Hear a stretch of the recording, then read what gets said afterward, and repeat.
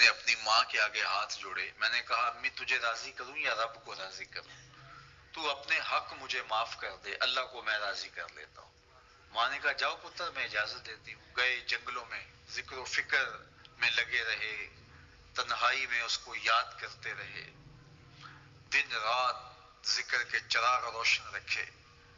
12 سال گزر گئے حق کی تلاش میں.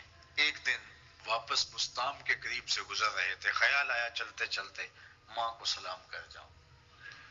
دروازے کو دستک دینے لگے تو اس خیال نے ہاتھ روک لیا کہ ساری زندگی ماں کو سکھ تو دیا کوئی نہیں، اب دکھ بھی کیوں دینے لگے ہو؟ رات کا ایک پہر بیت گیا ہے، سردیوں کی لمبی رات ہے، ماں بستر میں لیٹی ہوگی، تیرے لیے اٹھے گی، دروازہ کھولے گی. دروازے کے ساتھ ہی لگ کے بیٹھ گئے اور ساری رات کاٹ دی اس خیال سے کہ ماں کو تکلیف نہ ہو. جب سحری کا وقت ہوا تو اندر سے جو نالی آتی تھی اس نالی سے پانی آیا. سمجھ گئے میری ماں تہجد کے لیے اٹھی ہے اور وضو کا پانی ہے. تو فوراً دروازے پہ دستک دی. اندر سے آواز آئی بیٹا بايزيد میں ابھی آئی. مائیں بیٹوں کے دستک کے انداز سے جان لیتی ہیں یہ کس بیٹے کے ہاتھوں کا لمس ہے. 12 سال کے بعد آئے، دستک دی، کہا بیٹا بايزيد میں ابھی آئی. ماں کی تو نگاہیں ہی دروازے پہ رہتی ہیں. اللہ اکبر. کہتے ہیں کہ ماں نے دروازہ کھولا، 12 سال جنگلوں کی خاک چھانتے بیت گئی تھی. پرا گندہ صورت، بکھرے ہوئے بال، پھٹے ہوئے کپڑے. میری ماں کی جب نگاہ میرے پہ پڑی تو اس کی چشمات سے موٹے موٹے آنسو ٹپکنے لگے اور اس نے ایسے ہاتھ پھیلا کے کہا مالک میرا بیٹا بايزيد تیری طلب میں نکلا تھا، تو نے ابھی تک اسے اپنا قرب نہیں دیا. حضرت بايزيد بسطامی کہتے ہیں 12 سال کی ریاستوں سے جو کچھ نہیں ملا تھا ماں کے اٹھے ہوئے ہاتھوں سے مل گیا. میں نے کہا مالک میں تجھے کہاں ڈھونڈ رہا ہوں، تو کہاں موجود ہے؟ تو ماں باپ کی رضا اللہ کی رضا کا دروازہ کھولتی ہے. جن لوگوں کے ماں باپ ناراض ہیں اور وہ جا کے پیر صاحب کی خدمت کرتے ہیں اور میاں ماں کے قدم چومو، باپ کی ٹانگیں دباؤ، ان کی خدمت کرو، تمہارے پہلے مرشد وہ ہیں، ان کو راضی کرو، پھر کسی شیخ کامل کی صحبت میں آنا، دیکھو کیسے دل کی بند کھڑکیاں کھلتی ہیں. ایک مرشد تو ناراض کر رہا ہے اور دوسرے مرشد سے تمہیں کیا ملے گا؟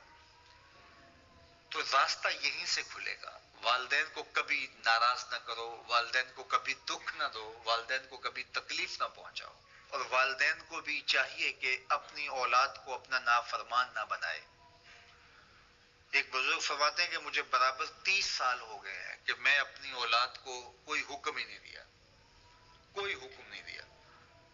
کوئی چیز مجھے چاہیے بھی ہوتی ہے تو میں بصیغہ امر نہیں کہتا، بلکہ ایسے ہی بات کر رہی ہوں. پانی چاہیے تو یہ نہیں کہتا بیٹا پانی لے کر آؤ، میں ویسے کہتا ہوں پیاس لگی ہوئی ہے، تو اگر وہ سمجھ جائے اور وہ خود لے آئے تو اچھی بات ہے. لیکن اگر وہ نہ لائے تو میں نے اس کو حکم ہی نہیں دیا، امر ہی نہیں کیا، تو اس امر کی مخالفت ہی لازم نہیں آئے گی. تو کہا 30 سال برابر گزر گئے ہیں میں نے اپنی اولاد کو حکم نہیں دیا کہ کہیں وہ میری نافرمان نہ ہو جائے، چونکہ اگر وہ نافرمان ہو گئی پلے کچھ نہیں رہے گا. جو اولاد ماں باپ کی نافرمان ہوتی ہے وہ ہوا میں بھی اڑے، وہ چرخ پہ بھی جھولے، وہ زمین پہ گرنے والی ہوتی ہیں، کبھی کامیاب نہیں ہو سکتی وہ اولادیں جو ماں باپ کی گستاخ، بے ادب اور نافرمان ہوتی ہیں. وہی اولادیں سرخروغ، کامیاب اور کامگار اور بامراد ہوتی ہیں جو ماں باپ کی خدمت کرتی ہیں، ماں باپ کی دعائیں لیتی ہیں. وہ ایک بچہ ماں باپ کے پاؤں دبا رہا تھا تو ایک بچہ ایک بر اعظم میں، دوسرا دوسرے بر اعظم میں، تیسرا تیسرے بر اعظم میں بڑے بڑے کاروبار کر رہا تھا. تو کوئی اس کا دوست ملنے آیا، اس نے کہا کہ اس نکمے کو بھی کہیں بھیج دو، فلاں جو ہے وہ یورپ میں ہے، فلاں امریکہ میں ہے، وہاں اتنی